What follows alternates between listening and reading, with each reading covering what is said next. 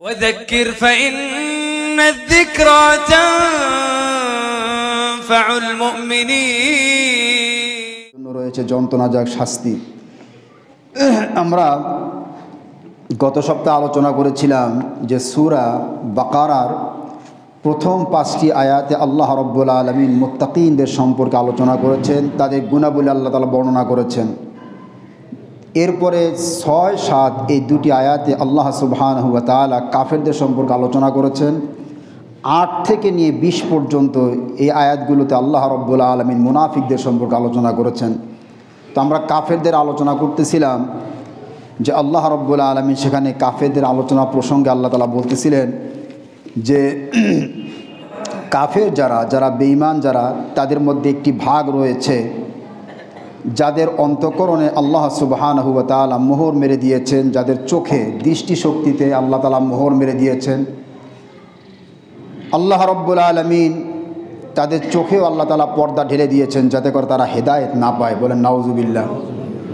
দেখুন আল্লাহ সুবহানাহু ওয়া তাআলা, যেটা আমরা গত সপ্তাহে আলোচনা করেছিলাম যে প্রত্যেকটা শিশু বাচ্চাকে আল্লাহ রাব্বুল আলামিন ফিতরাত অর্থাৎ সত্য দিন ইসলাম কবুল করার যোগ্যতা নিয়েই আল্লাহ পাক তাকে পৃথিবীতে পাঠান। বলেন সুবহানাল্লাহ। প্রত্যেকটা বাচ্চার মধ্যে, যে বাচ্চাটাই পৃথিবীতে জন্মগ্রহণ করুক না কেন, প্রত্যেকটা বাচ্চার মধ্যে আল্লাহ তাআলা সে যোগ্যতা দিয়ে রেখেছেন যে সে ইসলাম গ্রহণ করতে পারবে যদি সে তার নিজের বুদ্ধি বিবেক এগুলো যদি খাটায়। তো সেখানে নবী করিম সাল্লাল্লাহু আলাইহি ওয়াসাল্লাম হাদিসে বলেছিলেন যে প্রত্যেকটি সন্তানই মার পেট থেকে যখন বের হয় তখন সে ফিতরাতের উপরে বের হয়, অর্থাৎ সত্য ইসলাম ধর্ম গ্রহণ করার যে যোগ্যতাটা এটা নিয়ে সে বের হয় তার মার পেট থেকে। পরবর্তীতে সমাজ, তার পিতা মাতা তাকে হয়তো সে যে সমাজে জন্মগ্রহণ করে সেই সমাজ সে অনুসরণ করে, হয়তো সে ইহুদি সমাজে জন্মগ্রহণ করলে সে ইহুদি ধর্ম গ্রহণ করে, খ্রিস্টান সমাজে জন্মগ্রহণ করলে খ্রিস্টান হয়ে যায়। যে ধর্মে যে পরিবেশে সে বড় হয় সে ধর্ম সে গ্রহণ করে।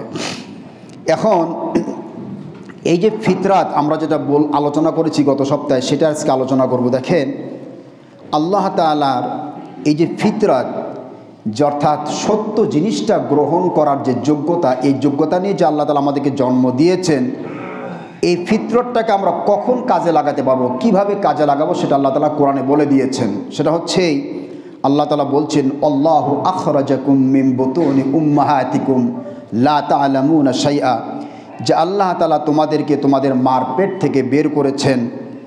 লা তা'লামুনা শাইআ, তোমরা কিছুই জানতে না। আমরা যখন মার পেট থেকে যখন বের হয়েছিলাম, ছোট যখন বাচ্চা, যখন আমরা দুনিয়া সম্পর্কে আমাদের কোনো কিছু ধারণা ছিল না। আল্লাহ তাআলা বলছেন, ওয়া জাআলা লাকুমুস সামআ ওয়াল আবসারা ওয়াল আফইদা কালিলাম মা তাশকুরুন। এরপর আল্লাহ তাআলা পৃথিবীটাকে জানার জন্য, বিশেষ করে এই পৃথিবীটা দেখে, এই পৃথিবীর নিদর্শনগুলো দেখে, পৃথিবীর সৃষ্টি দেখে আল্লাহ তাআলা বলছেন এগুলা তোমরা জানবা। কিভাবে জানবে? তোমাদেরকে আমি কান দিয়েছি, চক্ষু দিয়েছি। ওয়া জাআলা লাকুমুস সামআ, তোমাদেরকে কান দিয়েছি, শ্রবণ শক্তি দিয়েছি। সামআ ওয়াল আবসার, চোখ দিয়েছি, দৃষ্টিশক্তি দিয়েছি। ওয়াল আফইদা, অন্তর দিয়েছি, মেধা আকল বিবেক বুদ্ধি আমি আল্লাহ পাক তোমাদেরকে দিয়েছি। এই মেধা বুদ্ধি দিয়ে, তোমাদের চোখের দৃষ্টিশক্তি দিয়ে, কানের শ্রবণ শক্তি দিয়ে, এগুলো দিয়ে এ পুরো পৃথিবী সম্পর্কে তোমরা চিন্তা করবা, গবেষণা করবা। ওই যোগ্যতা, যে যোগ্যতাটাকে আমি আল্লাহ পাক তোমার মধ্যে নিহিত রেখেছি, এই 3টা জিনিস যখন কাজে লাগাবে, ওই যোগ্যতাটা তুমি কাজে লাগিয়ে আমি আল্লাহ রাব্বুল আলামিনকে চিনতে পারবে। বলেন সুবহানাল্লাহ। তাহলে যোগ্যতাটা যদি আপনি নিয়ে বসে থাকেন, দেখেন আমাদের মধ্যে অনেকের মেধা আছে কিন্তু পড়াশোনা করে না, ওই মেধার কোনো লাভ আছে বলেন?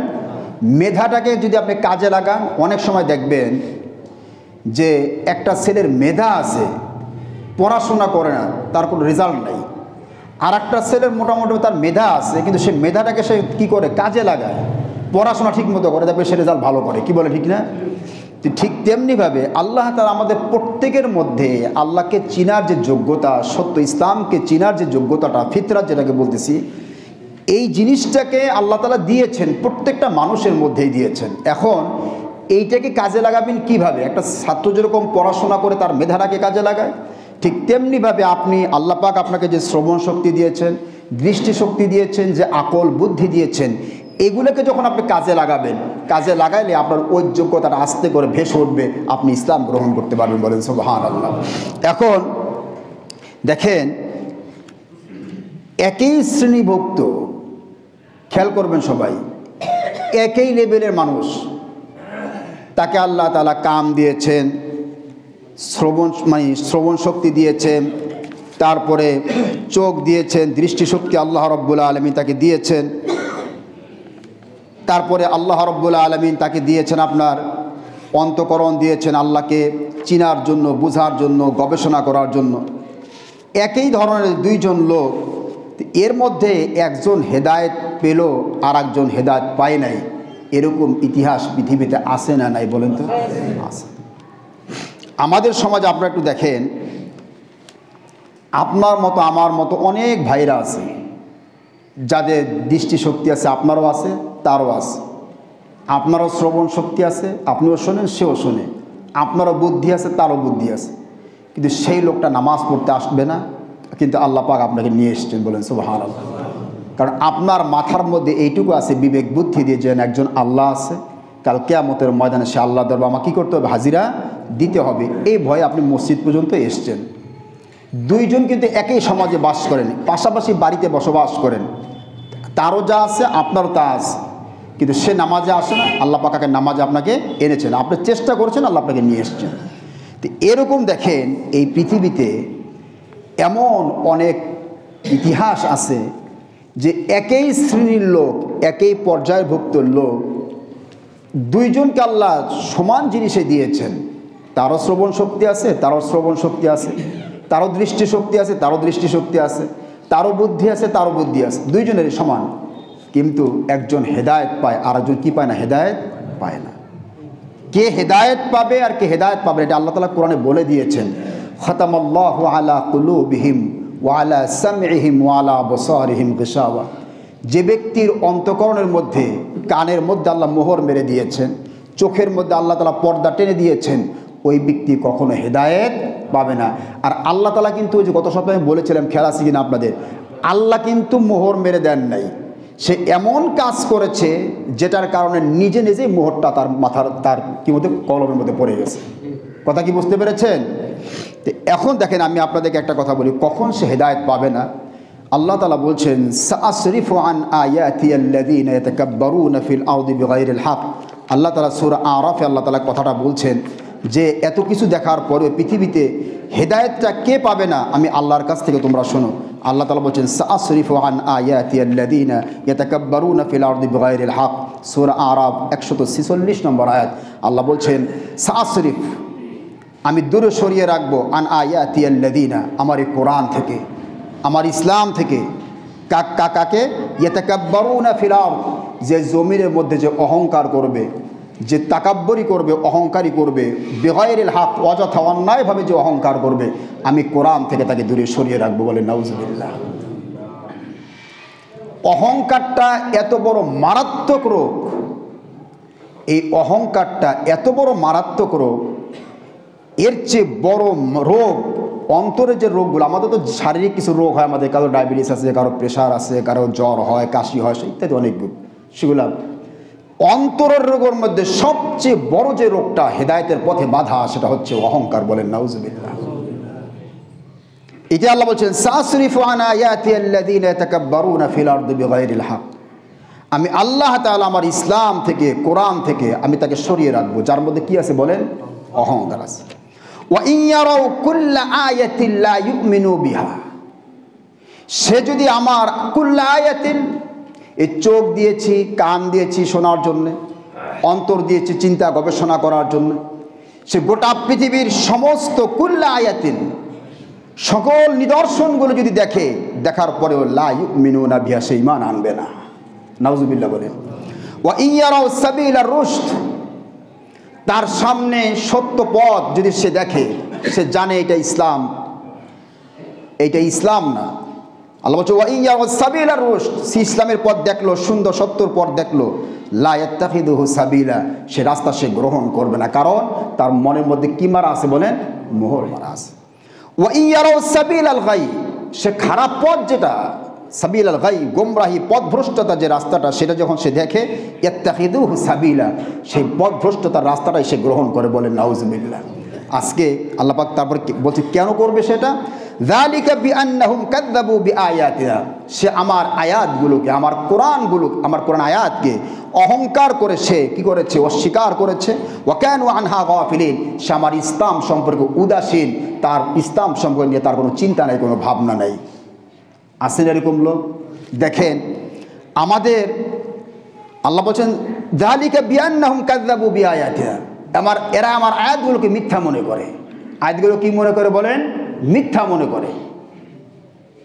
এবং ওয়া কানু আনহা গাফিলিন, আমার এই কোরআন সম্পর্কে তারা গাফেল, আমার এই কোরআনের কোনো মর্যাদা, কোনো সম্মান তাদের কাছে নাই। আপনারা এখন দেখেন, এটা আমি পরে আসতেছি, এটা ব্যাখ্যায় যেটা বলতেছিলাম আপনাদেরকে, যে অহংকার যদি দিনের মধ্যে থাকে, একই শ্রেণীভুক্ত লোক, একজন হেদায়েত পাবে আর একজন হেদায়েত পাবেন। এই অহংকারটা হলো অন্তঃকরণের মোহর। এই যে আমরা বলি সিলমোহর বলি না, এই অহংকারটা যার অন্তঃকরণে থাকবে, আল্লাহ তাআলা তাকে কখনো এই কোরআনের জ্ঞান, এই কোরআনের কাছে আসতে আল্লাহ পাক তাকে দিবেন না। নাউজুবিল্লাহ বলে। আমি আপনাদেরকে দুইটা ঘটনা বলবো বোঝার জন্য। নবী করিম সাল্লাল্লাহু আলাইহি ওয়াসাল্লাম যখন আপনার হুদায়বিয়ার সন্ধি হয়ে গেল, আপনারা সবাই জানেন হুদায়বিয়ার সন্ধি হয়েছিল। হুদায়বিয়ার সন্ধির পরে পরে নবী করিম সাল্লাল্লাহু আলাইহি ওয়াসাল্লাম বিশ্বের বিভিন্ন দেশের রাজা বাদশাদের কাছে চিঠি পাঠিয়েছিলেন। কি পাঠিয়েছিলেন বলেন? চিঠি পাঠিয়েছিলেন তাদেরকে ইসলামের দাওয়াত দিয়ে। এর মধ্যে দুইজনের কথা আজকে আমি আলোচনা করব। একজন হচ্ছে বাহরাইনের বাদশাহ মুনজির ইবনে সাবি, নাম কি বলে? মুনজির ইবনে সাবি। আর একজন হচ্ছেন পারস্য সম্রাট খসরু পারভেজ, বর্তমানে যেটাকে ইরান বলা হয়। ইরান তো একটা দেশ, এখন ভৌগোলিক দিক থেকে মনে করেন আমাদের দেশের প্রায় 4-3টার সমান হবে। তখন কিন্তু ইরান অতটুকু ছিল না। যখন রসুলের যুগে পারস্য সাম্রাজ্য বলতে বিশাল এলাকা নিয়ে, আমাদের পুরো ভারতবর্ষ, আফ্রিকার বিভিন্ন অংশ নিয়ে, বিশাল একটা অংশ নিয়ে পারস্য সাম্রাজ্য ছিল। তো এখন এই বাহরাইনের যিনি শাসক ছিলেন তার নাম ছিল মুনজির ইবনে সাবি। মুনজির ইবনে সাবি। নবী করিম সাল্লাল্লাহু আলাইহি ওয়াসাল্লাম হযরত আলা ইবনে হাজরামি রাদিয়াল্লাহু তাআলা আনহুকে একটা চিঠি লিখে তার হাতে দিয়ে বলছেন, আলা হাজরামি, তুমি এই চিঠিটা নিয়ে কি বলে বাহরাইন, তো আপনার নাম শুনেছেন, বাহরাইনের নাম শুনছেন আপনারা? বাহরাইন একটা দেশ আছে, তো তুমি এই বাহরাইনের যে বাদশা আছে, এই বাদশা তার কাছে গিয়ে চিঠিটা দিবে। চিঠিটার মধ্যে নবী করিম সাল্লাল্লাহু আলাইহি ওয়াসাল্লাম যা লিখেছেন তার সংক্ষেপ হচ্ছে যে তুমি ইসলাম ধর্ম মানো, ইসলামকে যদি মানো তো তুমি শান্তি পাবে। এবং কি লিখেছিলেন সেটাও চিঠির মধ্যে আছে। দেখেন, গিয়ে মুনজিরকে ওই আলা ইবনে হাজরামি রাদিয়াল্লাহু তাআলাকে বললেন যে দেখেন বাদশা, চিঠিটা হাতে দিয়ে বলে, দেখেন পৃথিবীতে আপনি অত্যন্ত জ্ঞানী এবং চালাক মানুষ। বাদশাকে বলছে, সে অগ্নি পূজারী ছিল। কি ছিল বলেন? অগ্নি পূজক ছিল, আগুনের পূজা করতো সে, যাদেরকে আরবিতে মেজুসি বলা হয়। কি বলা হয় বলেন? মেজুস। যে আপনি তো খুব চালাক মানুষ, বুদ্ধিমান মানুষ, তো আপনি আখেরাতে কেন নির্বোধ থাকবেন? আখেরাতে আপনি কেন লজ্জিত হবেন? দুনিয়ায় যেরকম চালাক, আপনি যেন আখেরাতেও আল্লাহর কাছে সেরকম চালাক হতে পারেন, সেই ব্যবস্থা আপনি করেন। বলেন সুবহানাল্লাহ। তিনি বুঝালেন আলা হাজরামি রাদিয়াল্লাহু তাআলা আনহু মুনজিরকে, শাসককে, যে দেখেন আপনি এমন একটা ধর্মের অনুসারী, আপনি অগ্নি পূজা করেন, এ ধর্মটা আমাদের ইসলাম ধর্মের চেয়ে উত্তম না। বলেন সুবহানাল্লাহ। এবং আপনাদের এই ধর্মটা, অগ্নি পূজারী যারা আপনারা যে ধর্মটা অনুসরণ করেন, এই অগ্নি পূজারী যারা, আপনারা এমন মেয়েদেরকে বিয়ে করেন যেটা বলতেও লজ্জাবোধ হয়। তিনি বুঝাচ্ছেন তাকে, রসুলের সাহাবী ওই বাদশাকে বুঝাচ্ছেন, যেমন তার আপন বোনকে বিয়ে করতো। বলেন নাউজুবিল্লাহ। মার সাথে তারা জিনা বেবি ইত্যাদি করতো তারা। এবং আপনারা যা খান, এটা কোনো সুস্থ মানুষ এগুলো খেতে পারেন। আপনারা মরা খান, মরা দেখেন, মরা এগুলো খান। এবং আপনারা এমন এক জিনিসের পূজা করেন যে জিনিস দিয়ে আল্লাহ তাআলা কিয়ামতের শাস্তি দিবেন। আপনারা আগুনের পূজা করেন, আল্লাহ পাকে আগুন দিয়ে শাস্তি দিবেন কিয়ামতের ময়দানে। এরপরে বুঝালেন যে দেখেন, আমি যে নবীর কাছ থেকে চিঠিটা নিয়ে এসেছি, তিনি এমন একজন নবী, তিনি যে কথাটার আদেশ দেন, এই কথাটা পৃথিবীর কোনো জ্ঞানী মানুষ এটাকে অস্বীকার করতে পারে না। বলেন সুবহানাল্লাহ। আমার নবী বিশ্বনবী রাসূল করিম সাল্লাল্লাহু আলাইহি ওয়াসাল্লাম বলেছেন, তোমরা আত্মীয়তার সম্পর্ক বজায় রাখবে, হালাল খাবে, মৃত জিনিস ভক্ষণ করবে না, জুয়া খেলবে না, মদ খাবে না। এই জিনিসগুলো রাসূল বলেছেন, নিষেধ করেছেন। আপনি বলেন পৃথিবীর কোনো জ্ঞানী মানুষকে লোকে সমর্থন করে জিনিসগুলোকে? করে না। আবার দেখেন রাসূল বলেছেন যেটাকে করতে নিষেধ করেছেন, তিনি বুঝাচ্ছেন আমাদের নবী যে জিনিসগুলো করতে নিষেধ করেছেন সেইটা পৃথিবীর কোনো জ্ঞানী মানুষ করতে বলবে না। সেটা কি? আমার রাসূল বলেছেন তোমরা মূর্তি পূজা করবে না। পৃথিবীর কোনো জ্ঞানী মানুষকে এটা বলবে যে মূর্তি পূজা করো? বলবে? কারণ এটা যে মূর্তি, মাটির জিনিস, এটা সামনে পূজা দিয়ে কি লাভ? সে নিজেরই তো কোনো ক্ষতি আর কোনো লোকসান করতে পারে না, তা আপনার আমার কি ক্ষতি করবে আর কি উপকার করবে? এই কথাগুলো বলার পরে মুনজিরকে যখন কথাগুলো বলল, মুনজির খুব এখন খেয়াল করেন, কিন্তু দাওয়াত দেওয়া শেষ। দাওয়াত দেওয়া কি বলেন? শেষ। মুনজিরকে যখন এই কথাগুলো বলা হলো তখন মুনজির চিন্তায় পড়ে গেল। ওই যে বললাম, ওই যে আলাকুমুস সামআ ওয়াল আবসার ওয়াল আফিদা, আল্লাহ পাক তাকে দৃষ্টিশক্তি দিয়েছেন, শ্রবণ শক্তি দিয়েছেন, অন্তর দিয়েছেন বোঝার জন্যে, মেধা দিয়েছেন বোঝার জন্যে। সে এখন চিন্তা করতে লাগলো, অনেকক্ষণ ধরে সে চিন্তা করতেছে। যে চিন্তা শক্তি সে এখন কাজে লাগাচ্ছে। দেখেন, কাজে লাগানোর পরে সে আলা হাজরামি রাদিয়াল্লাহু তাআলা আনহুকে সে বলছে, তুমি এতক্ষণ ধরে আমাকে যা বুঝালে আমি বুঝতে পেরেছি আমার ধর্মটা কেবলমাত্র এহলৌকিক ধর্ম, আর তুমি যে ধর্ম মুহাম্মদ সাল্লাল্লাহু আলাইহি ওয়াসাল্লামের কাছ থেকে এনে আমাকে বুঝাচ্ছ সেই ধর্মটা এহলৌকিক এবং পরলৌকিক উভয় জগতের মুক্তির জন্য। বলেন সুবহানাল্লাহ। আমি তোমার সামনে ঘোষণা করে দিলাম আশহাদু আল্লা ইলাহা ইল্লাল্লাহ ওয়া আন্না মুহাম্মাদুর রাসূলুল্লাহ। বলেন সুবহানাল্লাহ। সে একজন শাসক, একজন কি বলেন? সম্রাট। তার শ্রবণ শক্তি আছে, দৃষ্টিশক্তি আছে, অন্তর আছে, চিন্তা করেছে, গবেষণা করেছে। আল্লাহ রাব্বুল আলামিন তাকে হেদায়েত দিয়ে দিয়েছেন। কারণ মার পেট থেকে বের হওয়ার সময় সে যোগ্যতাটা নিয়ে সে বের হয়েছিল, এসেছিল। ওই যোগ্যতাটাকে সে কাজে লাগিয়েছে, নিজের অন্তর করে অনেকক্ষণ চিন্তা করেছে যে আসলে তো আমি আগুনের পূজা করি, এই আগুন তো আমার কোনো লাভ লোকসান, কোনো ক্ষতি করতে পারে না। আমি আগুনের পূজা কেন করব? সুতরাং মোহাম্মদ আমাকে যে এক ইলাহ, এক আল্লাহর দাওয়াত দিচ্ছেন, তিনি হচ্ছেন প্রকৃতপক্ষে মালিক।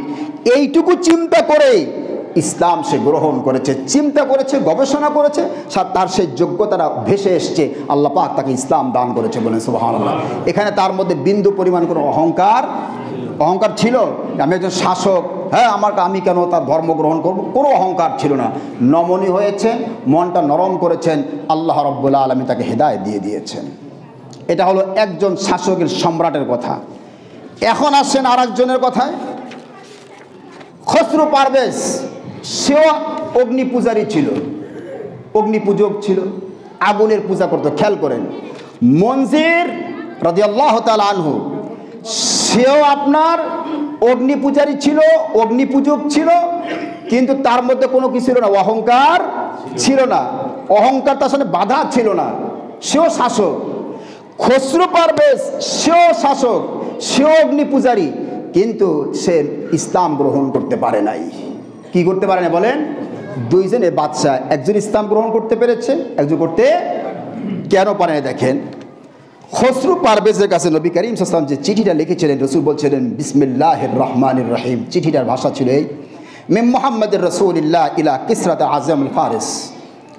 মুহাম্মদ সাল্লাল্লাহু আলাইহি ওয়াসাল্লামের পক্ষ থেকে, আল্লাহর নামে, মুহাম্মদ সাল্লাল্লাহু আলাইহি ওয়াসাল্লামের পক্ষ থেকে পারস্য সম্রাট কিসরার প্রতি এই চিঠিটি। সালামুন আলা মান ইত্তাবাআল হুদা, ওই ব্যক্তির উপরে শান্তি বর্ষিত হোক যে সত্য গ্রহণ করে। বলেন সুবহানাল্লাহ। রাসূল সাল্লাল্লাহু আলাইহি ওয়াসাল্লাম তাকে বললেন যে আমি তোমাকে এক ইলার দিকে, এক আল্লাহর দিকে আহ্বান করছি, তুমি আল্লাহকে মানো। আমি তোমাকে আল্লাহ সম্পর্কে ভীতি প্রদর্শন করছি, এবং আমি তোমাকে এবং তোমার মতো যারা অবাধ্য যারা রয়েছে পৃথিবীতে তাদেরকে আমি সতর্ক করার জন্য এসেছি। বলেন সুবহানাল্লাহ। তুমি ইসলাম গ্রহণ করো, তাহলে তুমি শান্তিতে থাকতে পারো। রাসূল সাল্লাল্লাহু আলাইহি ওয়াসাল্লাম বলেছেন আসলিম, ইসলাম গ্রহণ করো, তাহলে তুমি শান্তি পাবে।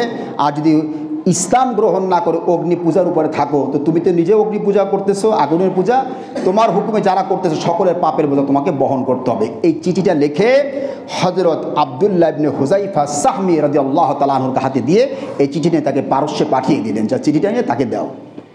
খেয়াল করেন, চিঠিটা আব্দুল্লাহ ইবনে হুযাইফা সাহমী রাদিয়াল্লাহু তাআলা আনহু তিনি চলে গেলেন, চিঠিটা নিয়ে পারস্যে ইরানে চলে গেলেন।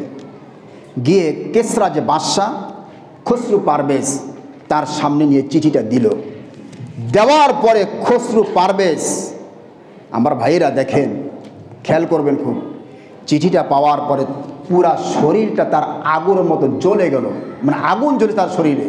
সে বলছে যে আমাকে চিঠি লেখার সাহস, এত বড় সাহস যে আমার দাস, যে আমার রাজ্যে বসবাস করে, সে আমার ধর্ম বাদ দিয়ে সে আরেকটা ধর্মের প্রতি সে আমাকে আহ্বান করতে পারে, এত বড় সাহস তার, এই সাহসটাকে কে দিয়েছে? অহংকার করেছে। সে রসুলকে বলছে সে দাস আমার, নাউজুবিল্লাহ বলবেন না? রসুলকে সে বলছে সে আমার দাস, আমার গোলাম। আহা, বিশ্বনবী রাসূলুল্লাহ সাল্লাল্লাহু আলাইহি সাল্লাম তামাম পৃথিবীর সমস্ত শাসকরা যদি একদিকে হয়ে যায়, রসুলের জুতার সমান দাম হবে না। আর সে বলছে যে আমার দাস হয়ে আমার চিঠিটাকে ইসলাম গ্রহণ করার জন্য চিঠিটা টান দেখুন ছিঁড়ে ফেলেছে। অহংকার কিনা বলেন? রাজত্বের অহংকার, ক্ষমতার অহংকার। রসুল করিম সাল্লাল্লাহু আলাইহি ওয়াসাল্লামের কাছে হযরত আব্দুল্লাহ ইবনে হুযাইফা সাহমী ফিরে আসলেন, এসে বলছে রসুল এই যে আপনার চিঠিটা ছিঁড়ে ফেলেছে। রসুল কি দুঃখ পেয়েছেন কি পান নাই? রসুল কি বলেছে জানেন? আমার চিঠিটাকে খসরু যেভাবে টুকরা টুকরা করেছে, আল্লাহ রাব্বুল আলামিন তার রাজত্বকে টুকরা টুকরা করে ফেলবেন। সুবহানাল্লাহ বলেন। দোয়া কবুল হয়েছে কি হয় নাই? হয়েছে কি হয় নাই? দোয়া কবুল হয়ে গেছে। নবী করিম সাল্লাল্লাহু আলাইহি ওয়াসাল্লাম খেয়াল করেন, পারস্য যে রাজত্বটা ছিল, এ পারস্য রাজত্বের অধীনে একটা প্রদেশ ছিল ইয়েমেন, যেটা এখন একটা আলাদা রাজ্য, রাষ্ট্র এখন ইয়েমেন। এই ইয়েমেনের তখন যিনি গভর্নর ছিল তার নাম ছিল বাজান। তার নাম ছিল কি বলেন? খসরু পারভেজ ইরান থেকে বাজানের কাছে সংবাদ পাঠিয়েছে, তুমি দুইজন আরাবিয়ান লোককে ইয়েমেন থেকে পাঠাবা, যে লোকটা আমার কাছে চিঠি পাঠিয়েছে তাকে ধরে আনবা আমার কাছে। নাউজুবিল্লাহ বলবেন না? সেই দুইজন লোককে বাজার খবর পাওয়ার পরে সেই গভর্নর, পারস্য সম্রাটের যে গভর্নর বাজান, দুইজন লোককে পাঠিয়েছে আমাদের রসুলকে ধরার জন্যে মদিনাতে। আহা, পাঠানোর পরে দুইজন রসুলের যে প্রভাব, রসুলের সামনে যে সাহাবীদের যে অবস্থা, এটা দেখে তারা কাঁপতে শুরু করেছে যে আমরা কার কাছে আসলাম। তারপরও তারা চিঠিটা রসুলের হাতে দিয়েছে। দেওয়ার পর সংবাদটা দিয়েছে আপনাকে গ্রেফতার করে নিয়ে যাওয়ার জন্য আমাদেরকে পাঠানো হয়েছে। বলে তাই? বলে হ্যাঁ। বলে তোমরা একটা কাজ করো, তোমরা কালকে সকালবেলা তোমরা আমার কাছে আসবে। রসুলটা হাসি দিলেন।